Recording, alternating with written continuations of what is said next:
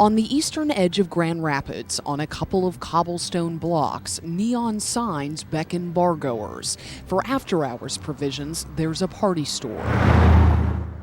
It was here Jeff Huggins was headed one night in February, unaware what his desire for a late-night beer would cost him. And I started walking down the street, and the police pulled up behind me. What Huggins didn't know, Grand Rapids police were looking for a rapist.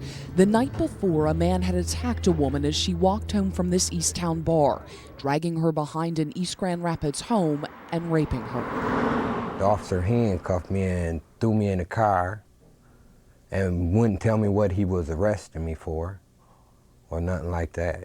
Huggins says it was an hour and a half before police finally filled him in. Well, I was shocked because they showed me the photo, the sketch, and I asked them, "Do you think that's me?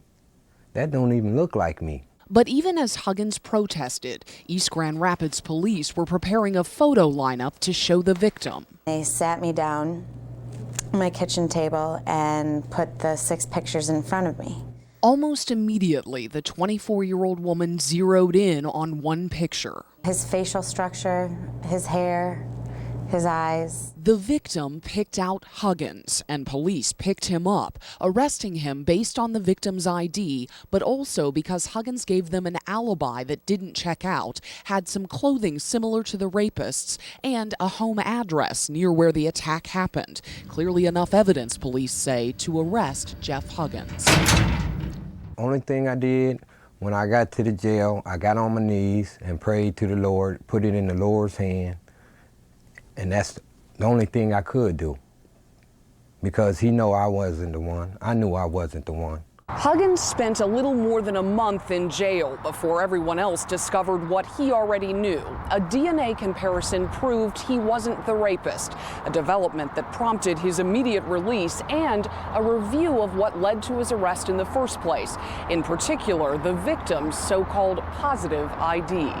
No, I wasn't 100% sure at that time. In fact, the victim now says she was less than 75% certain when she picked Huggins' picture out of 6 put before her. Listen to what she told police at the time. I said, well, if it's any of these guys out of the 6, it would be this one. According to police reports, officers then asked the victim if the man she picked out was the one who attacked her. She responded, quote, "I'm not 100%, but it's him." I don't feel that this is a confident identification. Ed Rusticus is a retired Kent County detective and served on a national panel aimed at improving eyewitness IDs. Rusticus considers the East Grand Rapids ID a little shaky. I'd want a better degree of certainty at that point. You know, for me to be confident enough that she's making the right pick. East Grand Rapids police would only release a written statement pointing out that its report described in detail not only the fact of the identification, but the victim's words of uncertainty, too. The victim herself says police didn't pressure her to pick any of the men, and that she was shocked to find out she had accused an innocent person. I feel awful about it. I mean, that can't be fun. You know, to waste a month and a half of your life in jail for something that you didn't do. But at the same time, I thought it was him. Sometimes they're simply wrong. Kent County Prosecutor Bill Forsyth says the East Grand Rapids case points out the problems with eyewitness IDs. Some people are better at remembering faces than others, and sometimes the trauma of an event clouds the memory. You can identify the wrong person.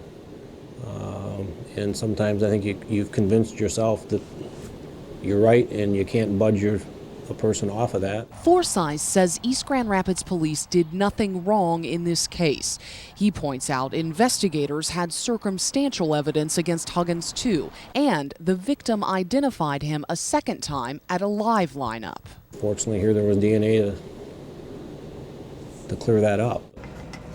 DNA, it's clearing more and more people these days, many of whom have spent years in prison in part because someone mistakenly identified them. Fortunately for Jeff Huggins, DNA cleared him before a jury could convict him. Without DNA, he probably would have been put away for a very long time, you know, which is a scary thought. They didn't care. They got the first black person they saw with braids. And unfortunately, it was me. Today, Jeff Huggins has started a new job and is trying to move on.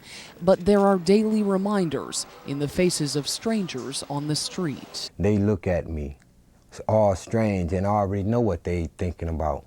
That's that guy who was on TV. That's that guy who supposed to have raped that white woman. Huggins may have been exonerated, but in some ways, he still feels imprisoned by the positive ID that wasn't. In East Grand Rapids, Susan Samples, News 8. Why? You won't understand, would you? It's your big break.